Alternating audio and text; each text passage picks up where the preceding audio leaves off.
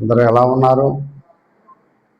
ప్రతి దినచర్యలో ఆ రీతిగా పనులని, ప్రయాణాలని, ఉదయము లేచిన దగ్గర నుంచి సాయంత్రం ఇంటి దగ్గరికి వచ్చే లోపు అంతా మానవ జీవితాల్లో హడావిడి కలిగినటువంటి ప్రయాణాలే. నిదానమే ప్రధానము అన్నటువంటి ఆ సూక్తి కూడా మనకి అవసరం లేకుండా పోతుందేమో అన్నటువంటి భావన మనము కలిగి ఉంటున్నాం. అయితే కొద్ది నిమిషాలు ధ్యానపరులుగా మనం ఎక్కడికి వెళ్ళినా వాక్యాన్ని చదువుకొని ప్రార్థనలో కొద్దిసేపు ప్రార్థన చేసుకొని మనం ముందుకు సాగిపోవటం అనేటువంటిది చాలా గొప్ప విషయముగా మనం గమనించాలి. మనం దేవుణ్ణి ఆశ్రయిస్తే, ఆయన వాక్యాన్ని ఆశ్రయిస్తే, ప్రార్థన ద్వారా దేవుణ్ణి మనం అనుసరించినప్పుడు దేవుడు తప్పనిసరిగా మన జీవితాల్లో గొప్ప కార్యాలు చేస్తాడు. అనుకున్నవన్నీ కూడా సాధ్యము చేసే రీతిగా దేవుడు జరిగిస్తాడు. మన ఆలోచనలను, మన కార్యకలాపాలను దేవదేవుడు దీవిస్తాడు. మనలను ఫలింపజేసి అభివృద్ధిపరుస్తాడు.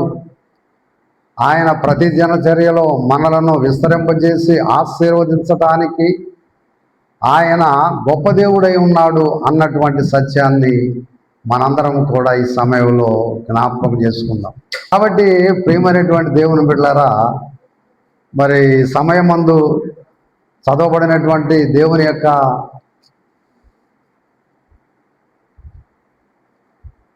వాక్యాన్ని మనం జ్ఞాపకం చేసుకుంటూ ఉన్నప్పుడు అనేకమైనటువంటి విషయాలు ఈ వాక్యము ద్వారా మనం వినాలా, తెలుసుకోవాలి అనేటువంటి ఆశను దేవుడు మనకు కలిగిస్తూ ఉన్నాడు.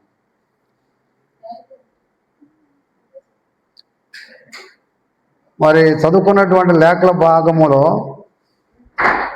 మరియ శిలాభరణి అనేటువంటిది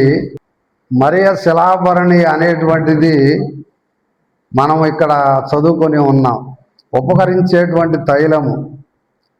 మరియ శిలాభరణి తీసుకొని వచ్చి ప్రభుని అభిషేకిద్దామని, అది తాపడం చేయబడ్డ భరణి, బద్దలు కొట్టడమే దానిని తెరిచేటువంటి విధానం. కొంత తాచుకొని కొంత ఉపయోగించేటువంటి విధానము ఆ శిలాభరణిలో ఏ విధంగానూ కూడా లేదు అన్న విషయం మనం జ్ఞాపకం చేసుకోవాలి. కాబట్టి మరి ఆ దినాలలో ఎవరైనా అతిథులు తమ గృహాలను సందర్శించినప్పుడు ఏం చేస్తారంటే, అలాగా వాళ్ళ తల మీద 4 అత్తరు చుక్కలు వేసి వారిని స్వాగతించేటువంటి విధానాలు ఉన్నాయి. అయితే మరి ఆ అత్తరు అనేటువంటిది చాలా ఖరీదు కలిగినటువంటి ఆ అత్తరు, ఆమె దాదాపు 1.5 అత్తరు కలిగినటువంటి ఆ శిలాభరణిని పూర్తిగా ఆమె పగలగొట్టి దేవుని కోసము వినియోగించినటువంటి సందర్భాన్ని మనందరం కూడా జ్ఞాపకం చేసుకున్నాం. దేవుని కొరకు చేసినటువంటి కార్యాల్లో ఒకని బ్రతుకు నష్టమైందా అన్నటువంటి విధానము కాకుండా దేవుడే లాభపడాలి, ఆయనే హెచ్చింపబడాలి, మన జీవితము తదితర సుఖాలు, సంతోషాలు, కుటుంబాలు దేవుడు ఆశీర్వదించేటువంటి గొప్ప దేవుడుగా జ్ఞాపకం చేసుకొని మనకిచ్చినటువంటి ప్రతి ఒక్క రాబడిలో దేవునికి మనము కృతజ్ఞతాస్తుతులు చెల్లిస్తూ ఆయనకు మనము ఖర్చు పెట్టవలసినటువంటి వారమై ఉన్నాము. దాదాపు 1.5 ఆ అత్తరు ప్రభు కొరకు వినియోగించడం అనేది చాలా సంతోషదాయకం. ఇక్కడ యోహాను సువార్తికుడు పాదాల మీద పోసిందని రాశాడు. మార్కు సువార్త 14:3 నుంచి మనం చూస్తే అక్కడ యేసు ప్రభు వారి యొక్క శిరస్సు మీద ఆ అత్తరును ఆమె వినియోగించింది. ఆమె కాబట్టి ఎలాగ చేసినా కూడా ఏది చేసినప్పటికి కూడా ప్రభు కోసం తాను చేసినటువంటి ఆ గొప్ప పనిని బట్టి ప్రభువు మెచ్చుకున్నాడు. కానీ అనేక మంది కూడా సణుకున్నారు, గొణుకున్నారు. ఈ అత్తరెందుకు 300 దేనారాలకు అమ్మి దాని యొక్క విలువ పేదలకు ఇవ్వచ్చు కదా అనేటువంటి ఆలోచనలు అనేక మంది కూడా అక్కడ శిష్యులు తెలియజేశారు. వారిలో ఎవరున్నారు? యూదా ఇస్కరియోతు ఉన్నాడు. ఎందుకంటే ఆయన దగ్గర డబ్బు సంచి ఆయన దగ్గర ఉంది కాబట్టి ఆ సంచిలో ఆ డబ్బులు పడలేదు అన్నటువంటి రీతిగానే అతడు మరి ఆ సనుగుడు గొనుగుడు. ఎందుకంటే డబ్బు మీద ఆశ కలిగినటువంటి వ్యక్తి ఆ డబ్బు గురించే మాట్లాడుతూ ఉంటారు. ఆమె ప్రభు కోసం ఒక గొప్ప కార్యము చేసింది. ఆ కార్యం చేసినప్పుడు ప్రభు ఆమెను అభినందించినటువంటి సత్యాన్ని దేవుని వాక్యము ద్వారా మనము జ్ఞాపకం చేసుకోవచ్చు. కాబట్టి ప్రియమైనటువంటి దేవుని బిడ్డలారా, కానీ యూదా ఇస్కరియోతు యొక్క జీవితంలో అది నచ్చకపోగా అది అమ్మి పేదలకు ఇవ్వచ్చు కదా అనేటువంటి మాట వాడాడు. ఏదో ఈయన పేదలకు శ్రద్ధ కలిగినట్లుగా, వాళ్ళ మీద శ్రద్ధ కలిగి వారికి దాన ధర్మాలు చేసేటువంటి వ్యక్తిగా ఉన్నట్లుగా అతడు ఫీల్ అయ్యాడు. ఎందుకంటే ఆ మాట ప్రభు కొరకు ఏది చేసినప్పటికీ కూడా, ఎంత చేసినప్పటికీ కూడా మన జీవితాల్లో మనం రుణస్థులమే. ఈ జీవితం అనేది మనది కాదు, దేవుడిచ్చినటువంటి గొప్ప ఆధిక్యత. దేవుడు మనల్ని దీవిస్తున్నాడు, నడిపిస్తున్నాడు, మన కాయ కష్టాన్ని ఆశీర్వదిస్తున్నాడు, మనలను ఫలింపజేస్తున్నాడు, అభివృద్ధి పరుస్తున్నాడు, మనకు కావలసినటువంటి అనునిత్యము ప్రతిరోజు క్షేమాన్ని అనుగ్రహిస్తున్నాడు. మన జీవితాలలో అసాధ్యమైన వాటిని దేవుడు సాధ్యం చేస్తున్నాడు. ఆపదలలో ఆదుకునే బాంధవుడిగా ఉంటాడు.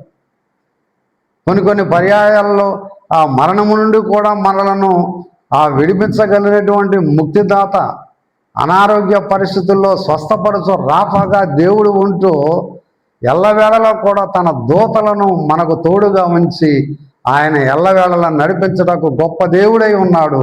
ఆమె విన్నారా?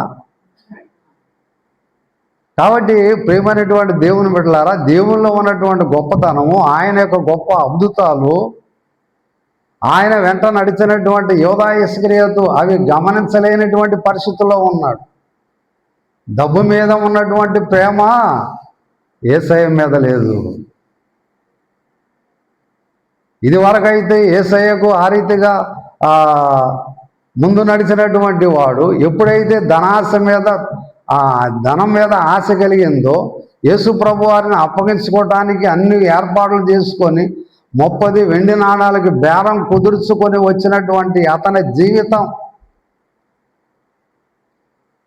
ఇప్పుడైతే సాతానుడికి ముందు నడుస్తూ ఉన్నాడు. ఉదయం లేచిన దగ్గర నుంచి కూడా ఇక సాతాను మాటలే, సాతాను యొక్క ఆలోచనలోనే అతడు జీవిస్తూ ఉన్నాడు. ఒకానొక సమయంలో అయితే ఆ వనంలో యేసుక్రీస్తు వారి పాదాల చెంత ఉండి ఆయన పక్క నుండి మోకరించినటువంటి యూదా ఇస్కరియోతు ఇప్పుడు సాతాను ఎదుట మోకరిస్తున్నాడు. అందుకనే ఈ అత్తరు బేదలు అమ్మి బేదలకు ఇవ్వచ్చు కదా అని అన్నాడు. 300 దేనారములు అంటే ఒక వ్యక్తి ఆ రీతిగా సంవత్సరం అంతా కూడా కష్టపడితే వచ్చినటువంటి రాబడి అది. ఆ దినాల్లో అన్నీ కూడా బేడలు, అణాలు కదా. అవన్నీ దాటిన తర్వాత పైసల తర్వాత రూపాయి ఇలాగా చలామణి అవుతూ ఉన్నటువంటి సందర్భాన్ని బట్టి మనం జ్ఞాపకం చేసుకున్నాము. కాబట్టి ఇప్పటి కాలంలో అయితే ఆమె సంపాదించినటువంటి ఆ సంవత్సర కాలం యొక్క వ్యయము ఈరోజు 1 గంట అటు పోయి ఇటు వస్తే వస్తున్నాయి డబ్బులు. అతనే రావట్లేదా మీకు? వస్తున్నాయి. పూర్వకాలంలో ఏదైనా కష్టార్జితానికి వెళ్ళినప్పుడు రాత్రి అంతా కూడా ఆ పొద్దు అటు గొంగితేనే కుంకిన తర్వాతే వస్తారు. ఇప్పుడైతే కదా మధ్యాహ్న సమయంలోనే ఆ పనులను ముగించుకొని జీతం తీసుకొని వచ్చేస్తారు. కాబట్టి అలాంటి సందర్భాల్లో దేవుడు దీవించినటువంటి సందర్భాల్లో మనము ఆయనకు కృతజ్ఞతా స్తుతులు మనము చెల్లించవలసిన వారమై ఉన్నాము. మన జీవితము, జీవనోపాధి, మన కష్టార్జితం సమస్తమును కూడా అది దేవునివే అన్నటువంటి సత్యాన్ని మనం గమనించాలి. దేవుని కోసం మనం ఎంత ఇచ్చినా ఎంత చేసినా మనం పాడేటువంటి పాటలు ఏం పాడతాం? నావన్నీ అంగీకరించుము దేవా, నీకిచ్చు అర్పణలు నీవేగా నాకిచ్చితివి. కాబట్టి అట్లా ఈ దాతృత్వాన్ని కలిగి ఆమె తన జీవితంలో దేవుని కోసం, ప్రభు కోసం చేసినటువంటి ఆ గొప్ప కార్యము ద్వారా అభినందించబడింది. ఆ మరియా శిలాభరణి మొత్తం పూర్తిగా పగలగొట్టి వినియోగించింది ప్రభు కోసం. ఆనాటి కాలంలో గొప్పవారు కానీ వారికి వినియోగించబడినటువంటి ఆ యొక్క అత్తరుబుడ్డులు మరలా వినియోగించరు, వాటిని అవతల పడేస్తారు. అవి ఎవరు కూడా వినియోగించకూడదు. కానీ ఈ మరియా అనేటువంటి ఆమె ప్రభు కోసము వినియోగించడానికి పూర్తిగా పగలగొట్టేసింది. పూర్తిగా పగలగొట్టేసిన సందర్భాన్ని మనందరం జ్ఞాపకం చేసుకోవాలి. అది ఆ రీతిగా ఆమెకు ఉన్నటువంటి హృదయ సమర్పణలో పగలగొట్టబడి విలువబడినటువంటి పరిస్థితి ఆమె జీవితంలో కలిగి ఉన్నది. మనం అనేకమైన సందర్భాలలో మరి అపోస్తలుల యొక్క జీవితాలను మనం జ్ఞాపకం చేసుకుంటే కదా, ఆదిమ అపోస్తలుల జీవితాలు దీనికి నిదర్శనంగా ఉన్నారు. వారి యొక్క ధైర్య సాహసాలు మనం జ్ఞాపకం చేసుకుంటే చాలా సంతోషదాయకంగా ఉంటుంది. యేసు ప్రభు కోసం, ఆయన జీవితం, ఆయన పని కోసం పానార్పణముగా పోయబడినటువంటి అనుభవాలు వారి జీవితాల్లో సాగిపోయినట్లుగా మనం జ్ఞాపకం చేసుకుంటాం. కాబట్టి తమ యొక్క జీవితాలు కూడా విరవబడినటువంటి ప్రభు కొరకు విరవబడ్డాయి. పేతురు యొక్క జీవితం ఆయన కోసం విరవబడింది. ఆ వెంబట మహాయోధుడయ్యాడు. అనేక వేల ఆత్మలను రక్షించాడు. వాక్యం ప్రకటిస్తున్నప్పుడు అనేక వేల ఆత్మలను రక్షించాడు పేతురు. యోధా ఇస్కరియోతు విరవబడల. యోధా ఇస్కరియోతు హృదయం విరవబడిందా? విరవబడితే డబ్బుని గురించి ఎందుకు మాట్లాడతాడు? ప్రభు కోసం ఆ కార్యం చేస్తుంటే అది పేదలకు ఇవ్వచ్చు కదా అని ఎందుకు అంటాడు? డబ్బు మీద ప్రేమ కలిగి ఉండి అతని హృదయము విరవబడలేదు కాబట్టి ప్రభువుకు ఏది చేసినా కూడా అది అతనికి ఇబ్బందిగానే ఉన్నది. అతని యొక్క హృదయము సాతాను చేతుల్లో సాతానుడు విరిచేశాడు. ఇంకా ఎక్కడ విరవబడతాడు? సాతానుడే ముందుగా అతని హృదయాన్ని విరిచివేశాడు. ప్రియమైన దేవుని బిడ్డలారా, దేవుని కోసం మనం విరవబడినటువంటి మన జీవితాలు, మన హృదయాలను దేవుడు లక్ష్యం ఉంచుతాడు. అట్టి విరవబడినటువంటి జీవితాల్లో దేవుని యొక్క శక్తి, బల ప్రభావములు అవి మహాశక్తివంతమై, తేజవంతమై మన జీవితాలలో దేవుడు వర్ధిల్ల చేయునుగాక. కాబట్టి ఆ విలువబడిన జీవితాలే దేవునికి అంకితం. వాటినే, ఆ హృదయాలనే దేవుడు కోరుకుంటున్నాడు. అటు సమర్పణతో, విలువబడినటువంటి జీవితంతో ఖరీదుగా ఉన్నటువంటి ప్రభు కోసం తాను వినియోగించినటువంటి ఆ సమయాన్ని బట్టి ఆమెను దేవుడు అభినందించాడు. ఏమన్నాడు? చదవండి, అక్కడ మీరు చూస్తే, ఈమె నా కొరకు, ముందుకు రావద్దు, ఆమె నా కొరకు ఒక మంచి కార్యము చేశాను. ఏం చేసిందంట ఆమె నా కొరకు ఒక మంచి కార్యము చేశాను. బ్రతికే ఈ బ్రతుకులో ప్రతి ఒక్కరు కూడా ఏదో ఒక మంచి కార్యం చేయాలని పూనుకుంటూ ఉంటారు.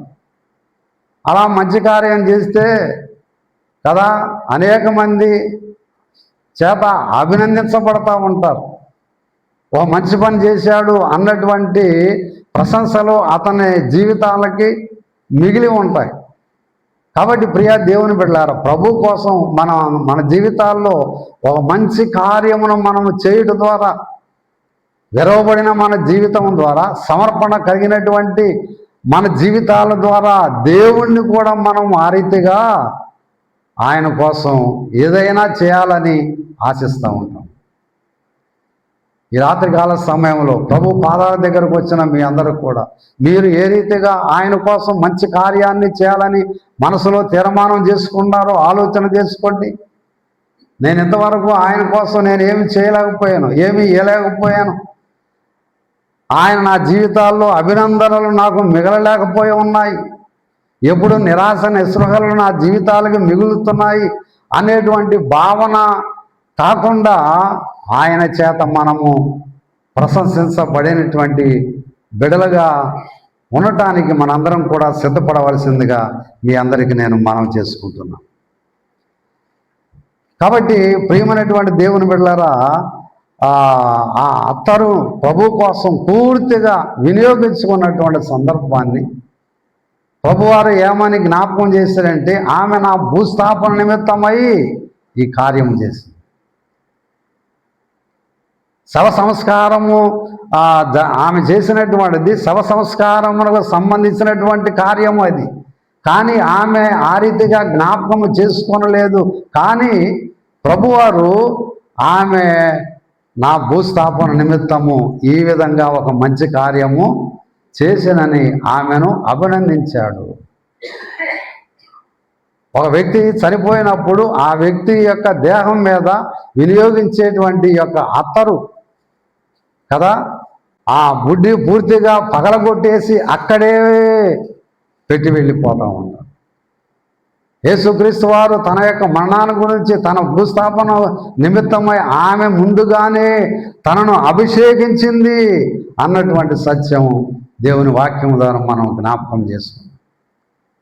కాబట్టి ప్రభునందు ప్రియమైనటువంటి దేవుని బిడ్డలారా, ఆమెను గురించి అనేక మంది సణుకున్నా గొణుకున్నా ఆమె ఏం చేసిందంట, తన శక్తి కొలది చేశాను. ఆ పరిస్థితుల్లో ఎంతవరకు చేయగలిగిందో అంతవరకు చేసిందని యేసు ప్రభువారు అభినందించాడు. మన జీవితాల్లో దేవుని కోసం చేసే ఏ కార్యమైనా మన శక్తి కొలది చేయాలి. ఎందుకంటే దేవుడు శక్తి కలిగినటువంటి వాడు కాబట్టి ఆ శక్తి కొలది మనం చేసినట్లయితే, కలిమి కొలది దేవునికి విరవబడినటువంటి ఆ సమర్పణ హృదయముతో మనం చేసినట్లయితే దేవుడు తప్పనిసరిగా మన జీవితాలను ఆశీర్వదిస్తాడు. మన జీవితాలు పునః ప్రతిష్ట పొందవలసినటువంటి అవసరత ఉన్నది. ఈ లోకంలో జీవిస్తున్నటువంటి మనందరము కూడా బలహీనులము, ఆయనైతే బలవంతుడు. శక్తి గల రక్షకుండై మన కొరకు ముక్తి సిద్ధము చేసేను, భక్తితో ప్రార్థించిన మన కొసగు రాక్తితో నా ముక్తిని, రాజులకు రాజైన ఈ మన విభుని పూజా చేయుటకు రాండి. కొరింథీయులకు రాసిన 2వ పత్రికలో 12వ అధ్యాయం 9వ వచనములో క్రీస్తు యొక్క శక్తి నా మీద నిలిచి ఉన్నది. ఆయన శక్తి, ఆయన ప్రభావం లేకపోతే మనందరం కూడా బలహీనులమే అన్న విషయాన్ని మనం మర్చిపోకూడదు. అందుకనే ఈ లోకపరంగా మనం బలహీనులుగా ఉంటుండగా దేవుని యొక్క శక్తి, ఆయన బల ప్రభావములు మనలను ఆకర్షించే రీతిగా ఉన్నాయి. అలాగా ఆయన శక్తిని మనం పొందాలంటే మన శక్తి కొలది దేవుడు మనలను ఏదైనా కూడా ఆయన మన జీవితంలో చేసి నడిపించడానికి గొప్ప దేవుడై ఉన్నాడు. మనం దేవుని కోసం ఒక మంచి కార్యం చేయాలని తీర్మానం చేసుకుంటే ఆ కార్యాన్ని చేయటానికి, ప్రజలందరి ఎదుట చేయటానికి, ఆయన మనల్ని అభినందించే రీతిగా మనం ఆయన కోసం చేయటానికి మనం సిద్ధపడదాం. కాబట్టి ప్రభునందు ప్రియ దేవుని బిడ్డలారా, ఈ కార్యమంతా కూడా ఆమె చేస్తున్నప్పుడు ప్రజలందరూ కూడా తండోపతండాలుగా అక్కడికి వచ్చి ఉన్నారు. యేసుక్రీస్తు వారు ఈ కార్యం గావించబడినప్పుడు పసగా ముందు ఈ కార్యం ఆయనకు అభిషేకం జరిగి ఉన్నది. అంతేకాకుండా అక్కడ మరియా మార్తల యొక్క సోదరుడు లాజరు కూడా అక్కడ ఉండటం విశేషం. ఎందుకంటే ఆయనను అనేక మంది కూడా ఆయన్ను చూసి ఆయన యందు బహు విశ్వాసం ఉంచారు. ఆమె కాబట్టి ప్రియా దేవుని బిడ్డలారా, దేవుడు చేసే గొప్ప అద్భుతాలు, ఆశ్చర్య కార్యాలు మనలను శక్తిమంతులుగా నడిపించడానికి కారణంగా ఉంటాయి. బలహీనులు అయినటువంటి మనల్ని దేవుడు బలపరచడానికి గొప్ప దేవుడిగా ఉంటూ ఉన్నాడు. కాబట్టి ఆయన కోసం మన జీవితాలు, మన శక్తి మించి, ఊహల మించి ఆయన గొప్ప కార్యములు చేయడానికి గొప్ప ప్రభు అని మన జీవితాల్లో మన విశ్వాసం కలిగి ఉండటానికి మనందరం కూడా సిద్ధపడవలసిందిగా మీ అందరికీ నేను మనవి చేసుకుంటున్నాం. ప్రభు కొరకు చేసినటువంటి ఆ కార్యం ఆమె జీవితం ఏ విధంగానూ కూడా నష్టపడలేదు కదా. ఈ భూలోకం అంతా కూడా సువార్త ప్రకటించబడే విషయంలో ఆమె చేసిన కార్యాన్ని గురించి ప్రశంసించబడటం జరుగుతుంది. కాబట్టి ప్రభునందు ప్రియ దేవుని బిడ్డలారా, దేవుని యొక్క పాదాల దగ్గరకు వచ్చినటువంటి మనము మన జీవితాలు ఈ శిలువ శ్రమల కాల దినాలలో, ఈ పరిశుద్ధ వారంలో విరవబడవలసినటువంటి అవసరత ఉన్నది. సమర్పణతో ఆయనను మనం సమీపించవలసిన అవసరత ఉన్నది. మనలో ఏదైనా లోటుపాటులు ఉంటే, ఆటంకాలు ఉంటే వాటన్నిటిని కూడా మనము క్రీస్తు యొక్క సన్నిధిలో మనం ఒప్పుకుంటూ వాటిని విడిచిపెట్టి ప్రభు మన కొరకు చేసినటువంటి ఆ గొప్ప త్యాగము, మన కొరకు చెల్లించినటువంటి ఆ వెల, శిలువ మీద చేసినటువంటి ఆ బలిదానాన్ని బట్టి మనందరం కూడా పశ్చాత్తాపులై హృదయ సమర్పణతో ప్రభు కోసం మనం ఎంత చేసినా కూడా రుణస్థలం అన్నటువంటి సత్యంతో ఏకీభవించి ఆయన అడుగుజాడల్లో జీవించడానికి మనందరం కూడా సిద్ధపడదాం. ప్రభు అభిషేకించబడ్డాడు ఆ స్త్రీ ద్వారా. ఆమె ఒక ఘనత పొందదగినటువంటి స్త్రీగా ఉన్నది. దేవుడు ఆమెను మెచ్చుకున్నాడు, అభినందించాడు. కాబట్టి మనలో కూడా దేవుడు మెచ్చుకునే రీతిగా, అభినందించబడే రీతిగా మనం సిద్ధపడగలందులకు దేవుడు తన పరిశుద్ధాత్మ సహాయాన్ని మనందరికీ దయచేయునుగాక. ఆమేన్. సమస్త జ్ఞానం ఇచ్చిన దేవుని యొక్క సమాధానము యేసుక్రీస్తు వలన మీ హృదయాలకి, తలంపులకు తోడుగా ఉండును గాక. ఆమేన్.